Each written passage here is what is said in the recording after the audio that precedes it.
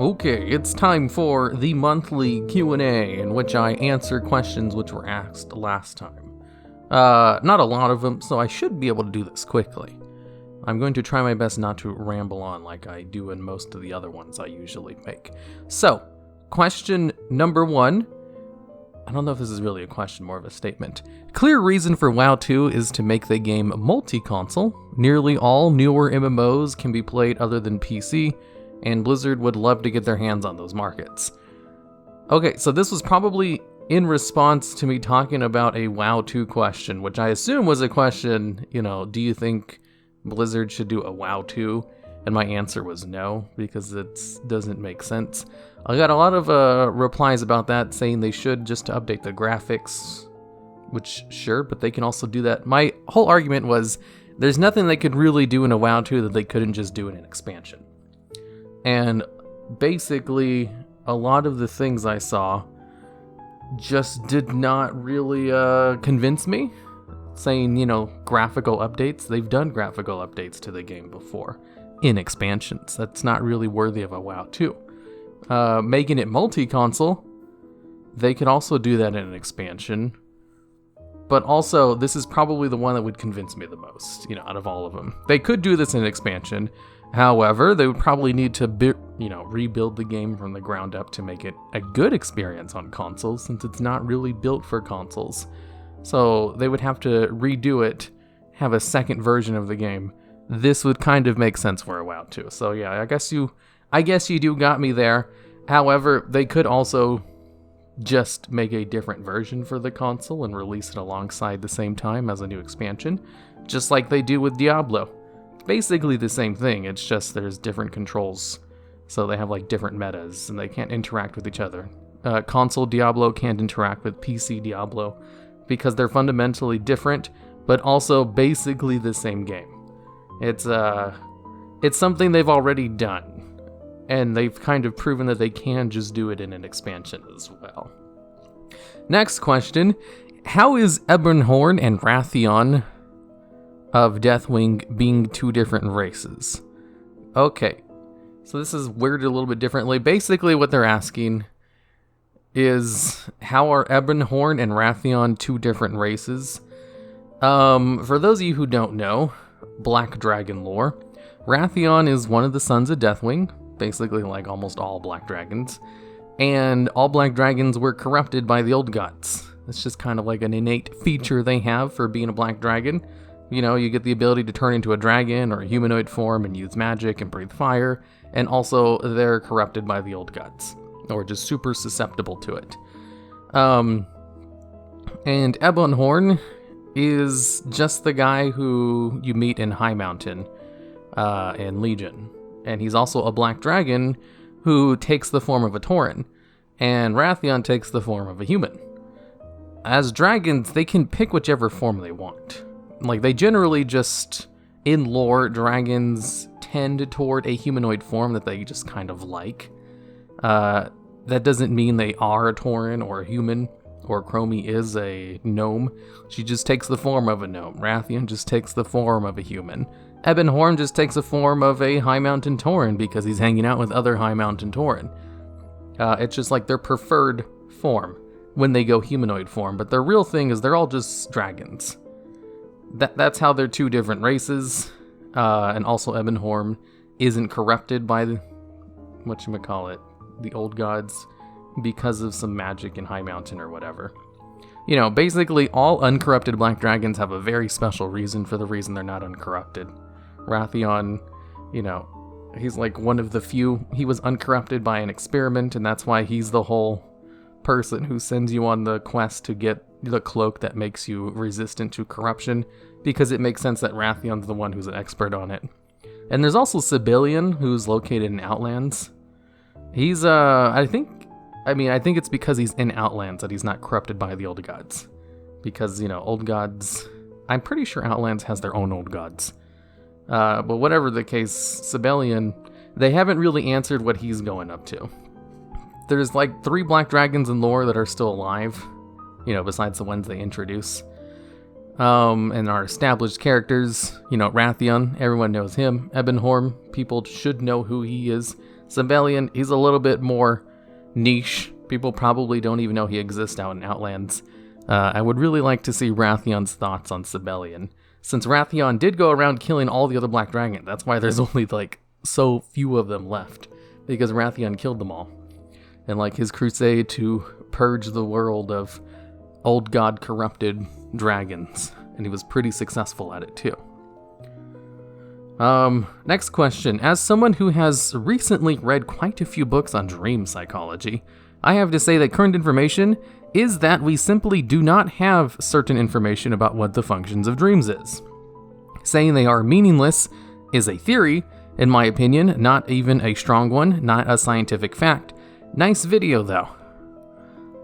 Like, I think the last video I was talking about dreams, and how I read a whole bunch of books on it, and how I went to college for psychology. So I asserted myself an expert on dreams, just because I've read a whole bunch of books written by experts on dreams. That doesn't actually make me an expert. It just means I've read a lot of expert opinions. And a lot of expert opinions, agree on a whole that they don't really know why we dream. They research it. They know, like, physiology, like how it happens, and some benefits it could have to your psychology. But ultimately, there's, like, no patterns to discern, like, any kind of coherent meaning to it. Like, we know why the heart beats. It's so that the rest of the body gets blood. We know why we have eyes. It's to see things. There's, like, parts of the body we can pretty much guess at what their meaning is, and dreams don't really have one. It's just kind of a random thing that our body does that's, like, incredibly vivid and, like, reality warping. While you're asleep, sometimes you just get transported to another world that you think is real, that your five senses lie to you about. And then you wake up and then you forget about it, because the same part of your brain that processes your short-term memory is also the same part that gives you your dreams. So that's why you don't remember dreams. It's because that part of the brain turns on. It's like time to process short-term memories. Oh, by the way, I wasn't working when you were dreaming, so that's why you don't remember it. You have to, like, work really hard to remember your dreams. Unless it's, like, very shocking. Then that will, like, put an impression on you and goes into your long-term memory or blah, blah, blah. Sure, I guess the fact that dreams mean nothing is technically a theory. But, like, there's no other theories about what they mean that make sense. So it's a pretty good theory. I don't know why you mean by it not the, whatchamacallit. Let's see, simply there is a theory, in my opinion, not even a strong one. I don't understand how you think that's not a strong opinion, though. Like, there are no other theories. Basically, all of the conclusions come to is that we don't know why people dream. So, ultimately, they're meaningless. I don't know what other conclusions you could really draw, to be honest. I would be interested in hearing about, like, other facts about what people think dreams mean. Scientific facts, not pseudoscience. There's lots of pseudoscience on dreams. But I just, I'm interested in this because, like, I read all these books maybe 15 years ago now. And I stopped going to college 5 years ago. And, they didn't really cover dreams too much in my psychology courses. It was always just a whole bunch of info I already knew.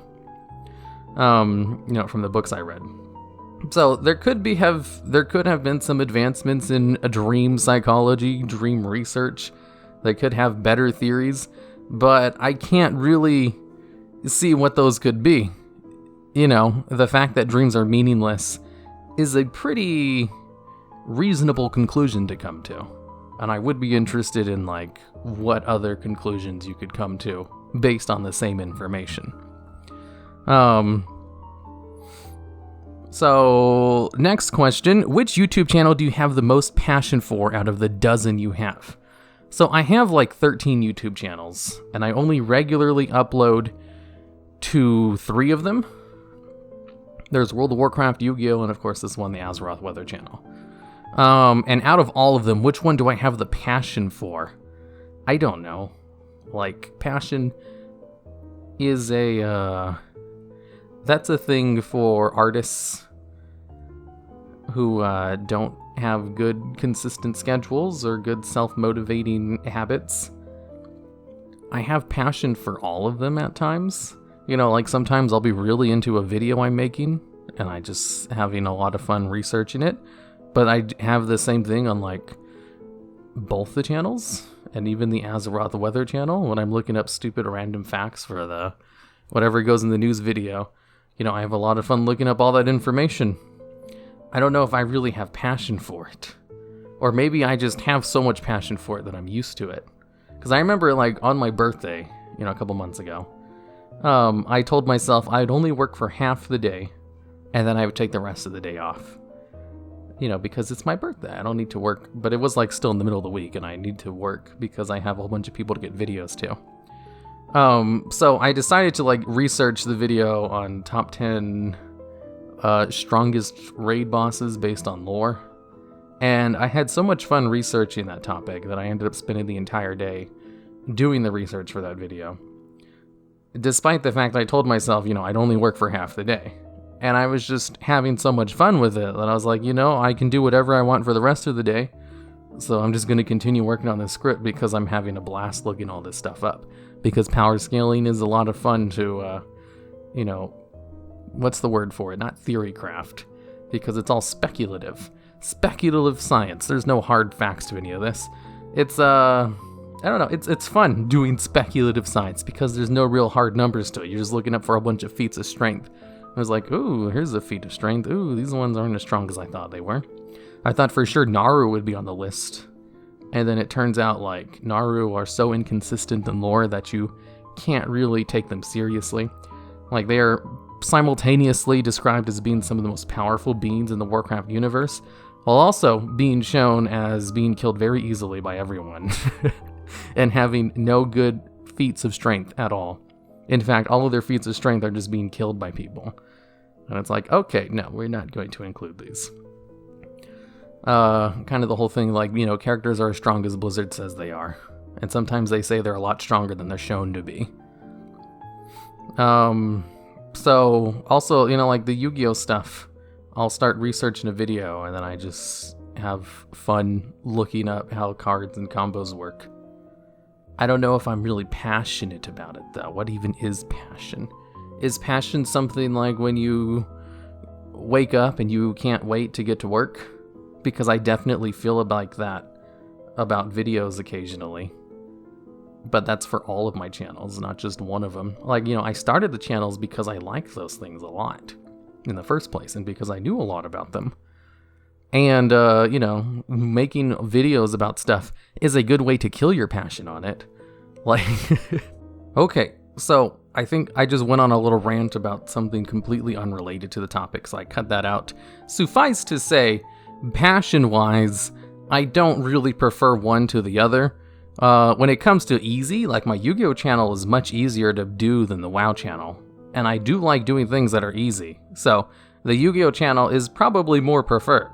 You know, they both do around the same levels of views and subs and everything. So if I had to, like, quit one of them, I'd probably stick to the Yu-Gi-Oh channel, just because it's easier to produce content for. And, because the WoW side of YouTube is just much more high quality. But I don't want to do that, you know, it's more like one of those would you rathers. I have like a whole rule about not answering would you rathers on streams, just because people only ever ask would you rathers like, you know, two bad things. Hey, would you rather do this bad thing 1 or this bad thing 2? And it's like both of those things kind of suck. It's like, I know, but which one would you rather do? It's like, they both kind of suck. I don't want to answer this question. How come they're never positive would you rathers? I know this question isn't a would you rather. I just brought that up because I don't really prefer one to the other. And I'm passionate at times about one to the other. But you can never really just stay passionate throughout the entire thing, because I would think that would kind of ruin passion. Like if you're always constantly passionate about something that you do for 5 years, would passion even come into that anymore? Passion seems like such a short-term thing. And then generally liking it and having consistent schedules is what keeps you going. I don't know. I'm not an expert on this, like I am dreams. We'll go on to the next question now. Out of the top 10 possible classes you showed in your video, which one would you like to see more? Wait, top 10 possible... I think this question... There was no context for this question, but I'm pretty sure I understood the context. Which class would I want to see added to the game based on the video I made 3 years ago on top 10 possible classes Blizzard could add to the game? It would probably be like the alchemist or something, or the engineer, because that seems fun. Because engineering has always been one of the most fun professions in the game, and it would be nice if there was a whole class whose whole shtick was just like engineering shit.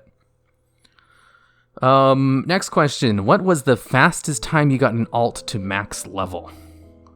Probably like a couple of weeks, because back in Mist of Pandaria, a friend of mine, we decided to race to see who can get their warlock to max level first, you know, from like level 0. And my friend beat me because she had like way more free time than I did. But I still like leveled up that warlock really fast. And I think that was it. There was another time I wanted to see how long it would take me to level a rogue. That one was done in like a month. Other than that, I'm a very slow leveler. Like, I'll level them in little spurts. And then eventually I'll get them to max level in a few years. I know it took me like maybe 6 years to level up my first Alliance character to max level, when that wasn't just transferred over from Horde in my Death Knight. And he's not max level right now, but that's because I moved to a new server. It took me a very long time. Remember, I had like footage of doing a stream where I was leveling him up back in 2016. And I was like, oh shit. I remember I was going to level this character up, you know, in Zangamarsh. And I went to the character and he was still in Zangamarsh, you know, like 4 years later. And I was like, I should probably level him up. And so I did. Because I have like 50 characters on the account. And I used to have a lot of fun making Iron Man characters. And none of those made it to max level. That'd be fun to do again. Next question. Recently, I've been using cigarettes, aka cancer sticks, as you call them. Yeah, I mean, they are. Like, there's no good reason to smoke. What drugs have you ever used? Weird question. You know, I grew up around drug dealers and druggies, so that was never attractive. That was never something I wanted to do, like, ever, because I also don't drink alcohol either. You know, I'm 28. I could definitely buy beer and drink it casually if I wanted to, but I'm not going to. Like, I have enough drunk people in the family, and I've been around enough drunks where that's just not appealing to me in the slightest. You know, there's a couple of times where you're super stressed out and you don't want to deal with life. You're like, man, it would be nice if I could use some kind of narcotic to just escape the current situation or mental state. You know, and those things, I think, man, it'd be nice to drink. It's like, yeah, but nah, I'm good. You know, I'm good at, you know, it'll pass. It'll be fine. He goes, I'm used to bad things happening. I know for a fact that if you just wait it out, eventually time heals all these kinds of mental things. You know, or if it's really bad, you can just look up things online to fix yourself by making lifestyle changes. But in those situations, you know, that seems like an attractive offer. But even then, I only think about drinking, you know, one of those accepted drugs. I still wouldn't do cigarettes because that's really dumb.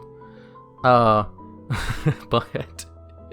other than drinking, like, I have drunk before. Last time I got drunk when I was like 8 years old, probably. I used to pretend to smoke cigarettes when I was young too. And I think I took a puff of like a weed roll, whatever it's called, once. And I was like, ooh, I'm super cool, but you know, this is expensive, so we'll just stick to stealing my mom's cigarettes instead. So I don't know if that really counts. So I haven't really done drugs, and I have no intention on doing them. And I have low opinions of people who do use them, but like, you know, sometimes there's medical reasons. You know, medical marijuana does help. Drinking's bad for you, though. But, you know, it's socially accepted, so I'm not going to be a party pooper if people decide to drink. That's just something I don't do. And generally, people are very understanding. No one has ever forced me to drink, or given me any problems about the fact that I don't. You know, it's kind of like the reason, you know, in high school, I was very open about my nerdy hobbies, and I never got bullied or made fun of for them. And I guess it's generally because, sure, I was open about them, but I wasn't annoying about them. I understood social cues in situations, and talking incessantly about something people don't care about or have any interest in is not fun, and I never did that. I would still talk about things I like if I was asked, but I wouldn't really bring them up outside of like short little bursts, because that's not a good social thing to do. And that's generally, if you're a social person, if you have high social intelligence, if you practice social situations like I did, and I guess if you're a good player in a football team, people don't really care if you have nerdy hobbies. And if you're not preachy about not drinking, people don't really care. Next question. Anyone who is serious about YouTube needs to listen to these. There is a lot of valuable info you won't find anywhere else. I mean, you'll find my info everywhere else. Like, I listen to YouTube books on audio, or I watch a bunch of other YouTubers who give tips, like do these things to be successful on YouTube, or, here's these super secrets. And it's all, I do learn new things like all the time, but most of it is just confirming things I already knew, which is very comfortable. I still readily research all that stuff because I think that's part of the job. Like, if you work in the entertainment industry, you need to constantly try to improve, otherwise you get left behind. And in order to improve, you have to constantly learn new things. So I'm constantly market researching by, looking up those YouTube tips, looking at new YouTube channels that are coming up in my same niche, watching all the other YouTube channels in my niche so that I can learn about them, see what they do right, see what they do wrong so that I can avoid it. There's just a lot that goes into it, and it's a lot of fun to do too. It's just fun to learn all these YouTube things because it's a topic I'm interested in. That's why I kind of really want to start another YouTube channel. It seems like it would be so fun to start from zero again. Like, I've already been able to build up 2 channels, and I really want to see if I can do it again. I want a 3rd one. Obviously, I'll be doing the same thing, just top 10s, but in a different topic. But that sounds so much fun, and I'm so excited to try that out. And if I actually do it, I'll be sure to, post it somewhere. But, like, my information, I should say, like, is very narrow in its scope. Like, you can't really apply half the things I said to, like, a gardening channel, because they just don't work over there, or to, like, a beauty channel or a vlogging channel. Like, different niches in YouTube have their own different rules about what does well and what doesn't. Like, what works for clickbait top 10 videos on Yu-Gi-Oh! Or World of Warcraft probably wouldn't work in, like, a, family vlogging channel. There are some concepts that carry over, but, the information is pretty specific to one little subgenre of YouTube. But I do have those 2 videos nonetheless. There's like a playlist on the main channel called like How to Do YouTube or something. There's only 2 videos in it. It has a lot of the info. I do have another video called like How to Make Good Top 10s. And that script is done and good to go. But I don't know if I want to make the video because I don't know if I want to give out that information. Like, do I really want to put out a checklist on how to make your top 10s interesting? I don't know if that's a good thing, I don't want that information out there so that people can steal my formulas, and see, wow, this is actually very well thought out and formulaic and easy to replicate. It's like, no, that information's mine. I spent years developing this list. But I have it ready, and I sometimes give the video to like YouTubers who say they want to try doing top 10s. And like, here's this, but I don't know if I want to make the video just because I think the information is too valuable. And I don't want it to become widespread because then it wouldn't be valuable anymore. It's kind of like one of those things where, it only works because lots of people don't know about the tricks I do. The tricks are like, ways to make the content seem more interesting than it really is. That's all it is. It's nothing like nefarious. It's just, those psychological tricks only work if you don't know about them. If they become common practice, then it doesn't stand out and it loses its appeal. It's one of those things that needs to be unique in order for it to work. Or maybe it doesn't. I don't know. Like placebo effects, they work even if you know it's a placebo. It's a weird thing. Not all the time. Sometimes knowing it's a placebo will make it stop working immediately. But there's also lots of documented case of like placebo effects still working even though they're giving a placebo effect.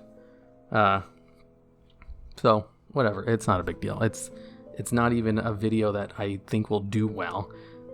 I just kind of made it because I thought it would be fun.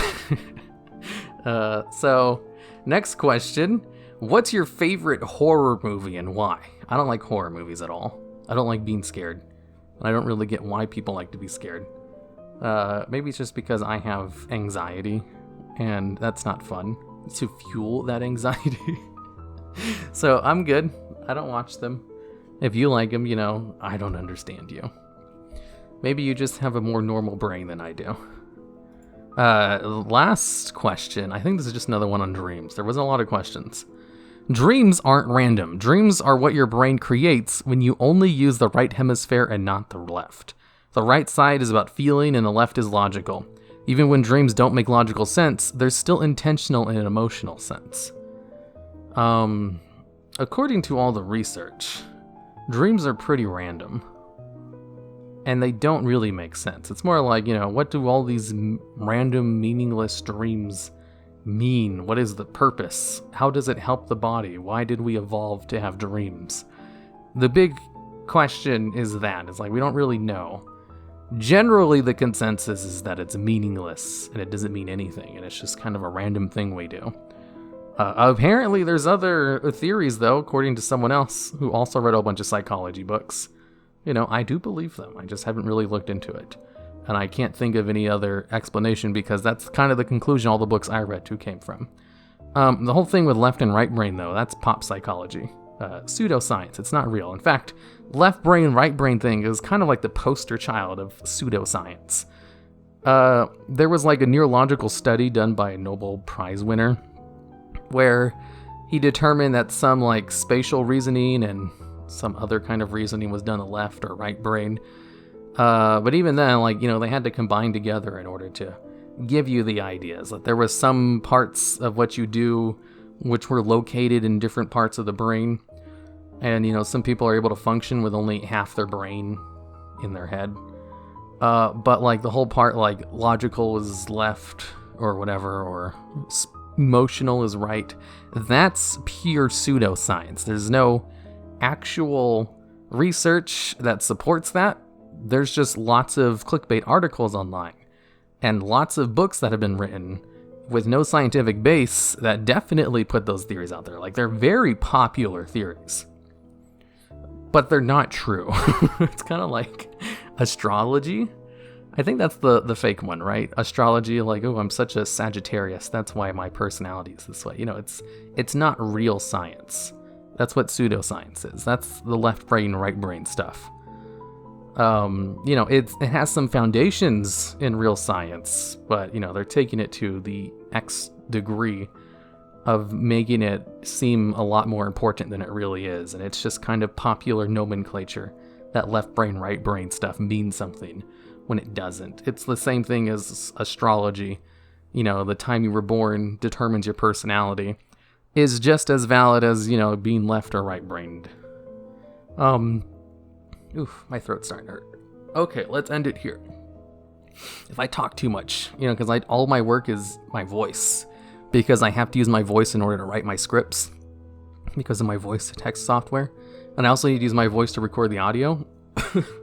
Like, those are the two things I do the most when I'm setting up videos for my editors, is I need to write the scripts and I need to record the audio for them. And both of those things use my voice a lot, so I really have to be careful about how I save my voice.